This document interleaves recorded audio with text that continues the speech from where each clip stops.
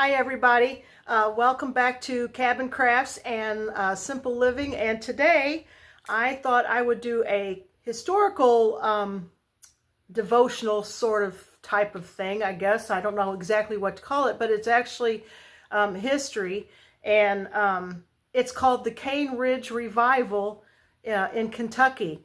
And so I've actually been very interested in this. I learned about it many years ago, and I think it's appropriate to bring this up again at this time.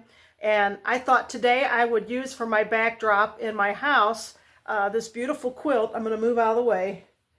That was made by my great-great-grandmother, the one whose dishes I have. And she actually has Kentucky roots. So I thought this would be appropriate to do the quilt of my great-great-grandma as my backdrop for this history lesson. And I hope this won't bore you. I find it absolutely fascinating because I'm going to be just doing a lot of reading. And this is from the I'm getting this from the Christian History Institute.org. And I learned about this. My husband and I took some Bible classes probably 20 years ago at our church, and it was called Victory Leadership Institute, VLI. And we took several classes for a solid year, and we learned about this in Christian history class. And it just blew me away. And then at the end, I'll tell you that actually this the recent Asbury revival that happened on the college campus of Asbury in Kentucky has a link to this, which I find fascinating. So I'm going to start with the revival at Cane Ridge. So it says Friday, August 6th, 1801. Wagons and carriages bounced along narrow Kentucky roads, kicking up dust and excitement as hundreds of men, women, and children pressed towards Cane Ridge, a church about 20 miles east of Lexington. They hungered to partake in what everyone felt was sure to be an extraordinary communion. By Saturday, things were extraordinary, and the news electrified this most populous region of the state. People poured in by the thousands.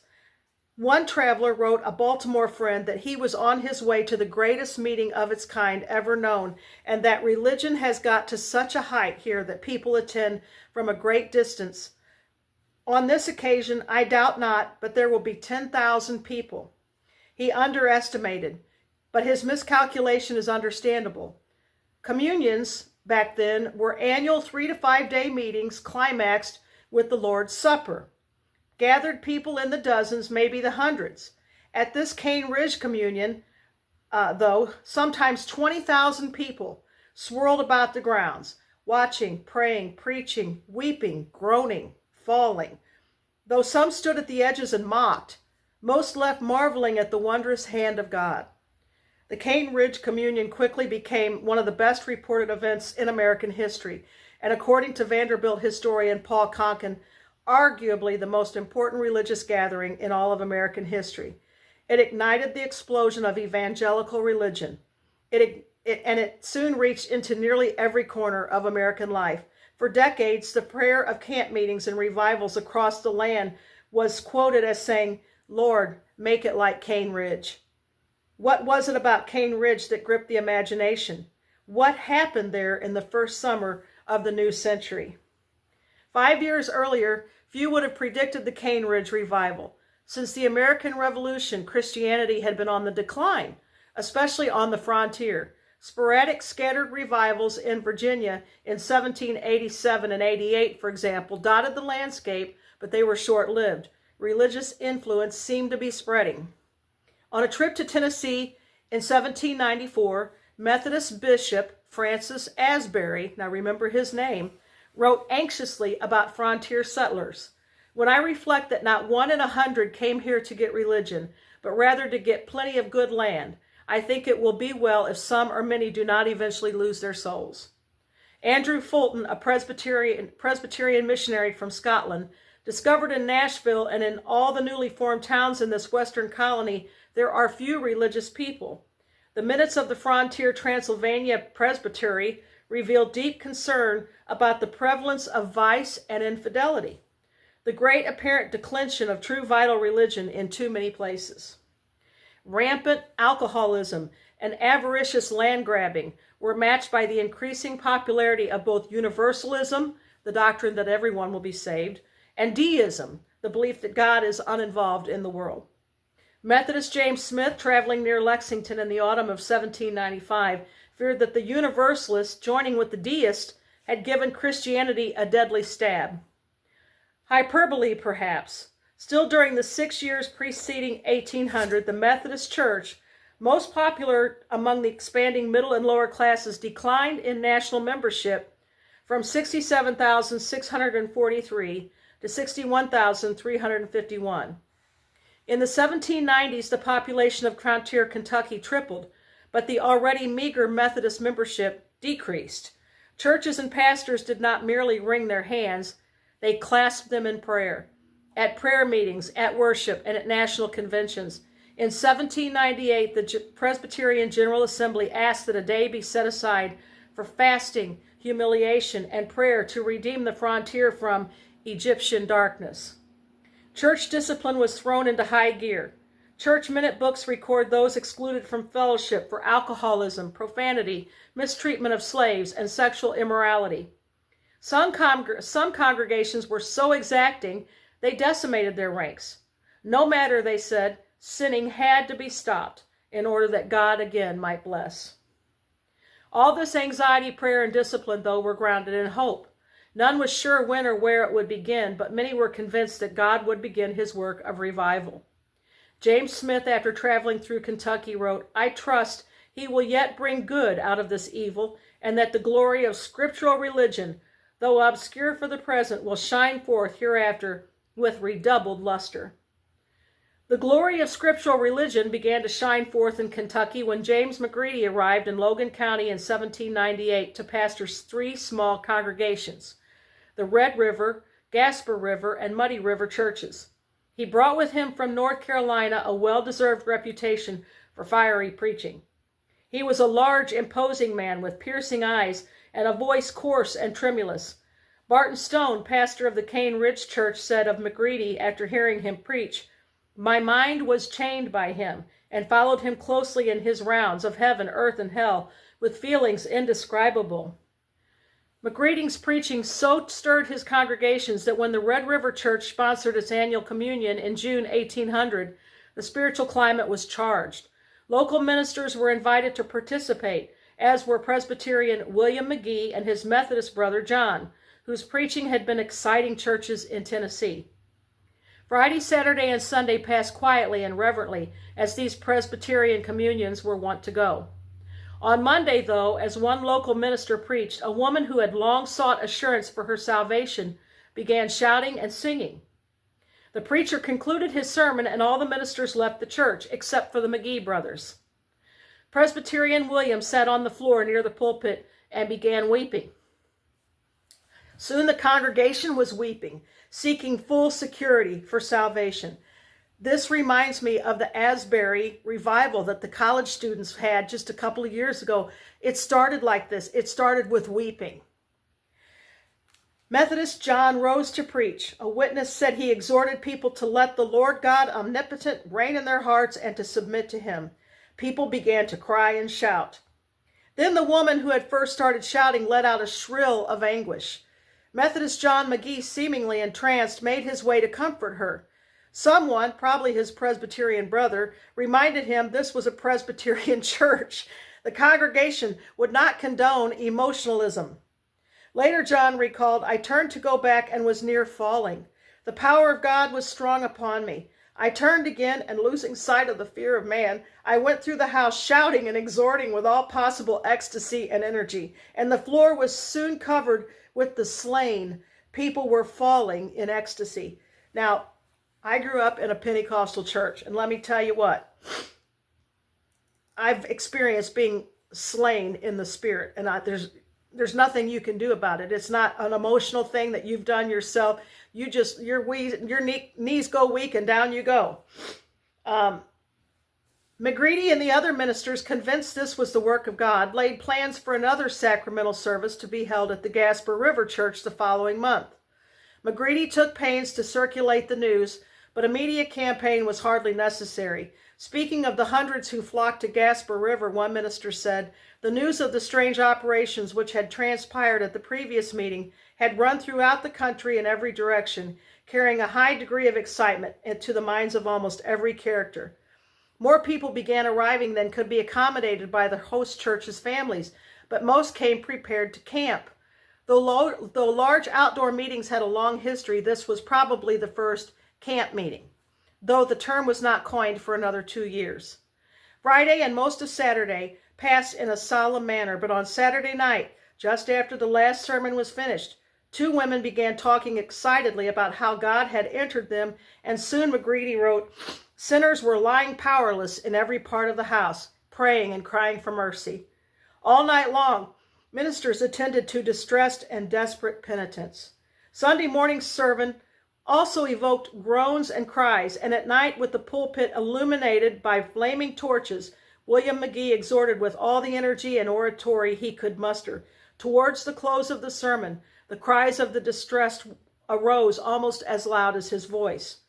McGreedy wrote, after the congregation was dismissed, the solemnity increased. No person seemed to wish to go home. Hunger and sleep seemed to affect nobody. Eternal things were the vast concern. In the succeeding months, camp meeting revival spread through Kentucky and Tennessee. At Muddy River, Mr. Craighead's church, Clay Lick, Little Muddy Creek, Montgomery's Meeting House, and Hopewell. Each seemed more dramatic than the last. As 1800 drew to a close, John McGee reported that at Desha's Creek, many thousands of people attended. Remember, this is the frontier. The mighty power and mercy of God was manifested. The people fell before the word like corn before a storm of wind, and many rose from the dust with divine glory shining in their countenances. The excitement created by these reports, recalled Methodist James B. Finley, was of the most intense and astonishing character. The movement was marked by some peculiarities, he admitted, and then added, the nearest approximation to it was the revival on the day of Pentecost. Presbyterian Barton Stone, pastor of the Concord and Cane Ridge churches, traveled to witness one of these revivals for himself. He returned in that spring of 1801, overwhelmed.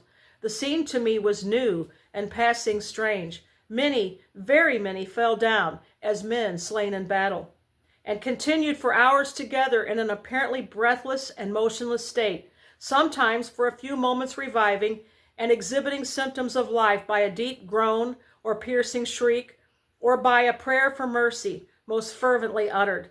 With astonishment did I hear men, women, and children, sorry, this is getting to me, declaring the wonderful works of God. When he described his experiences to the Cane Ridge Church, the congregation was affected with awful solemnity, and many returned home weeping. That evening, when he spoke at the Concord Church, 2 little girls fell in a faint. After a brief revival ensued at Concord, Stone scheduled a communion at Cane Ridge the first weekend in August. The Cane Ridge Meeting House sat on the gentle slopes of a large hill covered with bamboo, the cane that gave the ridge its name, and scattered clumps of trees.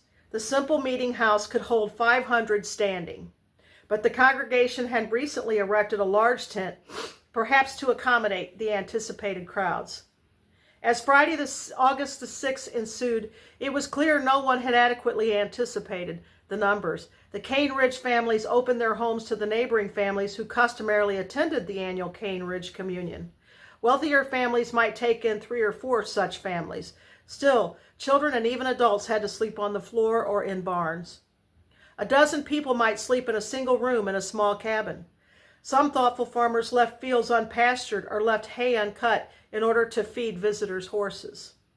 But as the visitors grew from hundreds into thousands, local hospitality was swamped. Many visitors had to find lodging miles away, though some came prepared to camp.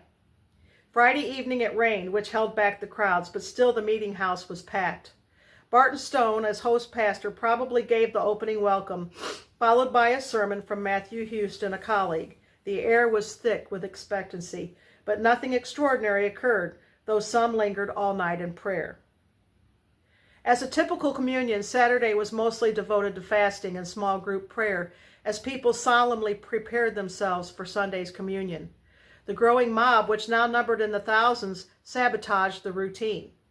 The Saturday morning services had been quiet, the proverbial lull before a storm. But by afternoon the preaching was continual from both the meeting house and the tent. One wild young minister, Richard McNemar, proclaimed in ecstasy a true new gospel, an expression that startled some ministers but fascinated the crowds.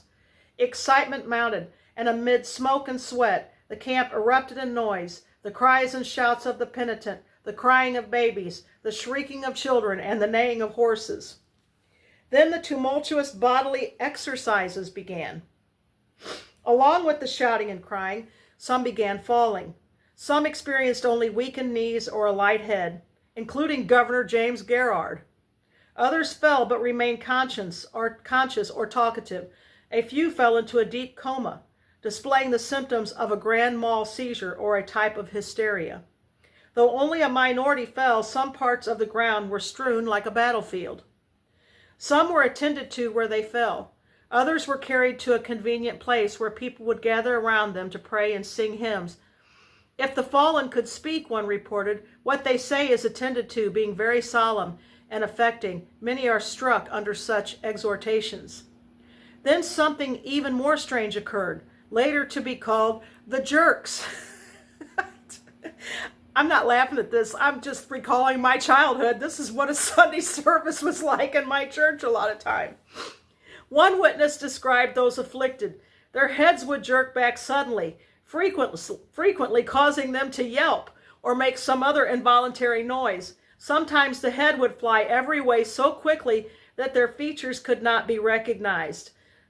This is when the ladies would lose their hairpins out of their hair. I would see up around the altar when I was a kid, hairpins all over the place. Sometimes the head would fly so quickly that their features could not be recognized. I have seen their heads fly back and forward so quickly that the hair of females would be made to crack like a carriage whip, but not very loud. As dark descended, campfires cast large shadows against the trees, candles, lamps, and torches illumined the camp as hundreds moved to and fro. Like Gideon's army, preachers shouted sermons from the tent as people exhorted from the ground. Some chanted hymns, others ecstatic hosannas, and always the mournful wailing for sin. The noise was like the roar of Niagara, wrote a participant. The vast sea of human beings seemed to be agitated as if by a storm.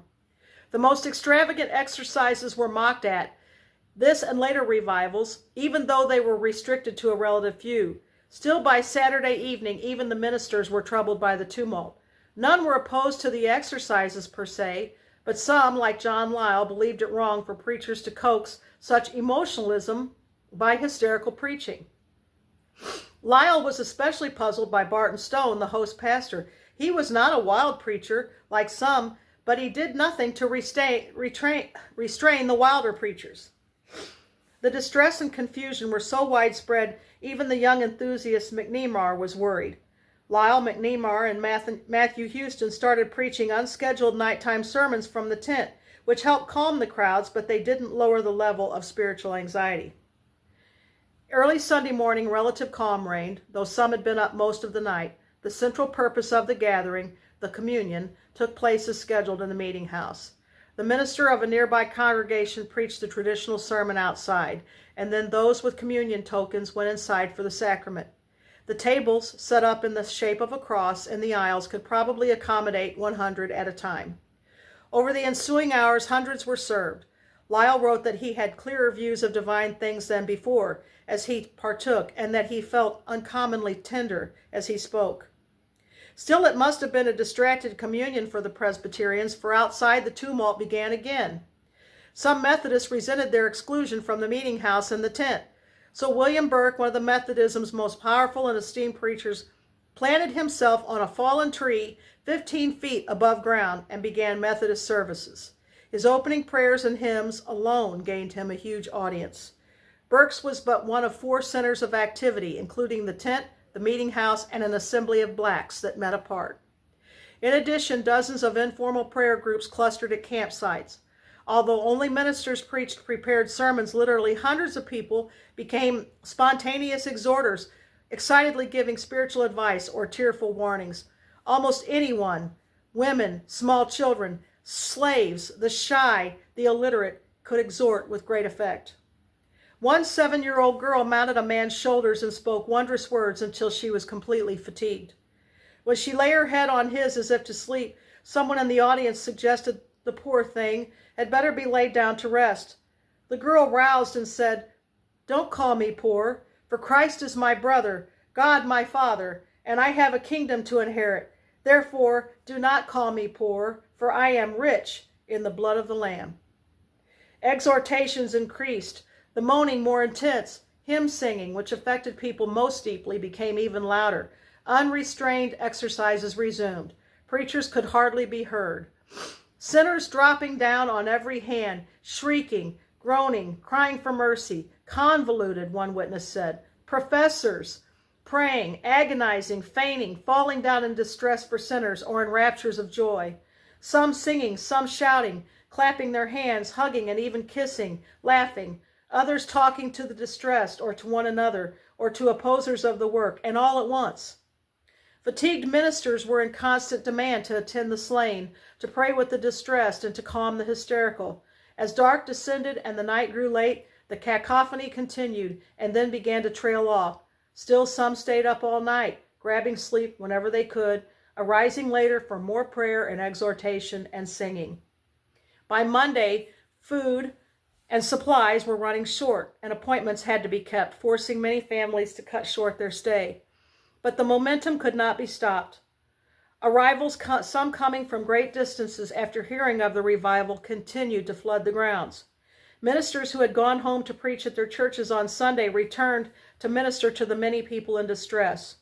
For 4 more days, the singing, praying, preaching, and falling continued, slowly dribbling to a stop on Thursday. Few could comprehend, let alone describe, what had happened.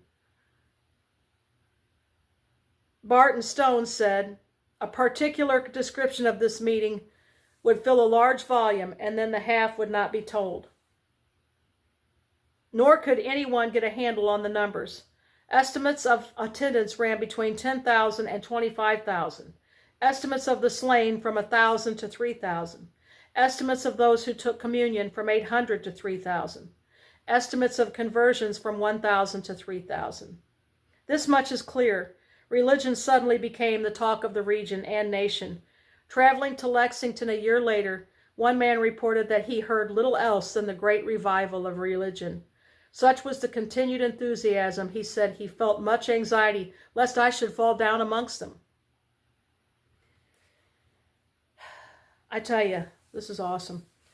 In many ways, Cane Ridge was a very human affair. At times, emotional excess reigned, and the revival split denominations and gave birth to not a few sects. It's also clear, as historians have shown, that powerful social and cultural forces played a large role at Cane Ridge. Yet the Christian historian cannot help but see something else at work. What appeared at Cane Ridge looked startlingly like the events of the Great Awakening of the 1740s, and of the revivals in medieval Europe, and of the day of Pentecost in first-century Jerusalem. All were moments when people fell and whirled and praised and groaned, when faith and culture and passion were tossed together in a wild, messy, and unimaginable way, when people, at least momentarily, no longer saw God through a dark glass darkly, but face to face. That's just, to me, that's just incredible. So then I'm going to go over here to the Asbury revival, because Reverend Asbury was one of the ministers at that Cane Ridge revival, and he started Asbury University, which was a theological seminary. Let me go to the Asbury revival. On February 8, 2023, what began as a routine Wednesday morning chapel service with the student body turned into a multi-week outpouring that some have described as a revival. Led by students, the services attracted college students from hundreds of other colleges and universities, beginning as soon as Wednesday evening. Then news of the continuous services spread around the world and attracted people to Wilmore from as far away as Russia and Japan. Media outlets arrived en masse to cover the spiritual awakening among young people. Countless reports of life change, salvation, and rededication to Christ were some of the amazing results of the outpouring events. Asbury staff, faculty, students, and volunteers worked tirelessly to welcome the visitors to campus with orderly lines to get into Hughes, extending a half a mile long around campus. Since then, the community has worked to share what God did and spread the gospel and testimonies of life change. Also, Asbury's pastoral care staff is working to disciple and mentor students impacted through the outpouring through different initiatives on campus. The events lasted for 16 days, culminating in a service specifically for Gen Z students on February 23rd, 2023. Yet the Lord continues to move across the Wilmore community, Kentucky, the United States, and the world. So the reason why I brought Asbury into this is because Reverend Asbury was one of the ministers who came to check out the revival at Cane Ridge.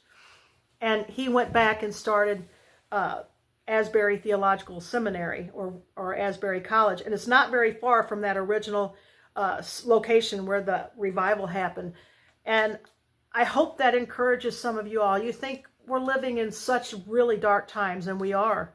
And it just seems like the world is so godless. But God always has a way for every generation to have revival. And so it's time. We're due. We're due for another revival. And we need to start like those ministers did. They saw that the world was going dark. They saw that people were turning away from religion, and they started praying and fasting. And so that's what we as Christians need to do today. I've seen services like this. I grew up in services like this. I witnessed miraculous healings right in front of my very eyes.